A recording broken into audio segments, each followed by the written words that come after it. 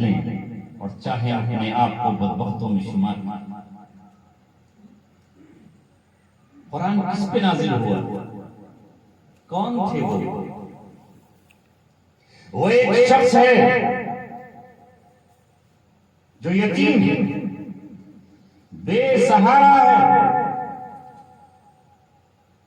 غربت کے عالم میں،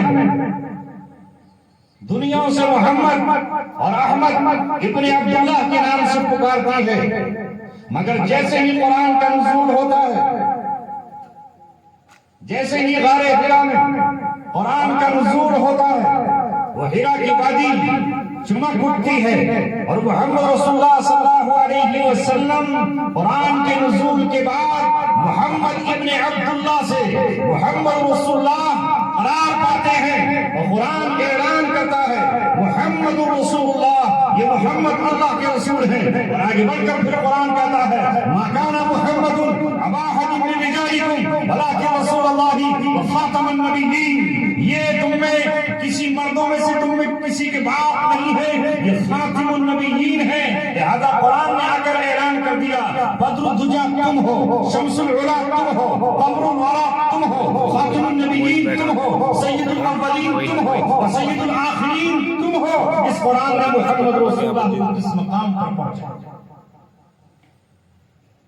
حالانکہ جب قرآن اتر رہا تھا اس وقت بہت سارے لوگ پیسے والے بھی تھے، دولت والے بھی تھے، باغوں والے بھی تھے اور زمین والے بھی تھے۔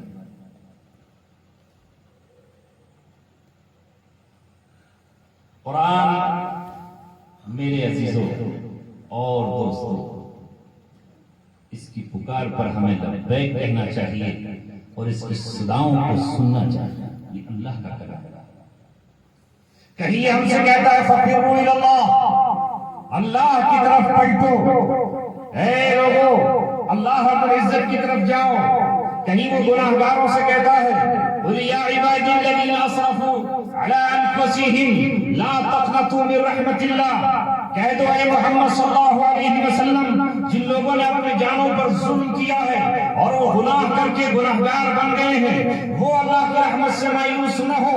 اللہ تبارک و تعالیٰ تمام گناہوں کی معاف کرنے والا ہے۔ اللہ رب العزت ان کے گناہوں کو معاف کر دے گا جب وہ گناہگاروں کو پکار رہا ہے۔ یا ایھا الذین آمنوا توبوا الی اللہ توبۃ نصوحا، اے گناہگاروں توبہ کرو، خالص توبہ کرو، اللہ تبارک و تعالیٰ تمہاری توبہ کے لیے انتظار کر رہا ہے، وہ تمہیں معاف کر۔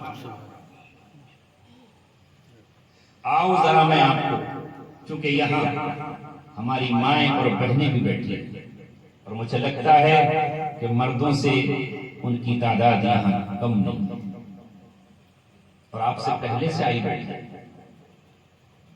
اس لیے مجھے کچھ باتیں ان سے بھی کہنا ہے اور ان کو بتانا ہے کہ تمہاری خوش نصیبی کا اعلان، تمہاری بلندیوں کا اعلان، تمہارے حقوق کا اعلان اور تمہارے برابری کا اعلان یہ قرآن کرتا ہے۔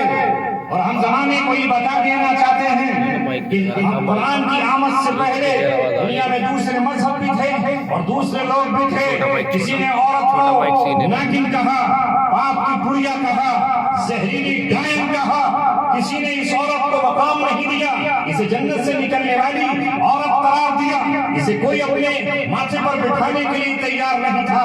حالات یہ تھے کہ اگر کوئی عورت بیوہ ہو جاتی تو کوئی اسے اس کے سر پہ دوپٹہ رکھنے والا نہیں ہوتا، اسے کوئی اپنے نکاح میں لانے والا تیار نہیں تھا۔ سارے مذاہب اٹھا کر دیکھو اور پڑھ کر آپ دیکھ لو کہ اس عورت کو کس کس طریقے سے ستایا گیا، مگر یہ قرآن ہے اور اس قرآن نے آ کر یہ کہا کہ یہ عورت ویسے ہی اللہ کی نظر میں محبوب ہے جس طرح کوئی مرد محبوب۔